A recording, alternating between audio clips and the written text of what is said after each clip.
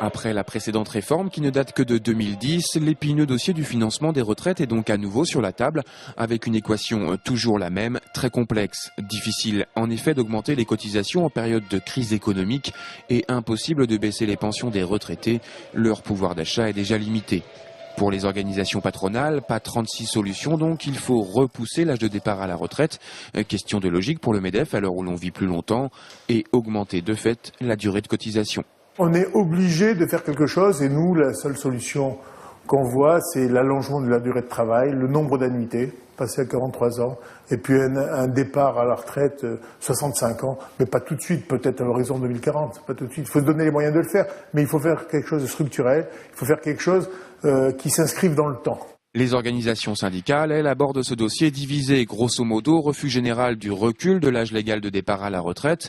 Mais pour le reste, la CFDT se distingue en acceptant de réfléchir à une augmentation de la durée de cotisation, piste également avancée par le président de la République. Allonger la durée de cotisation, pourquoi pas, mais il faut qu'on prenne en compte aussi tout ce côté conditions de travail pénibles qui font qu'il y a des gens qui de fait ne pourront pas cotiser la durée normale et pouvoir obtenir une retraite à taux plein parce que usés avant d'arriver aux années de cotisation demandées. La réforme des retraites, c'est traditionnellement le dossier politique le plus sensible pour un gouvernement, qui plus est en période de crise économique. Et difficile du reste d'évoquer l'augmentation de la durée de cotisation qui sera à première vue la mesure phare de la prochaine réforme, en éludant le chômage des jeunes et des seniors, question directement liée.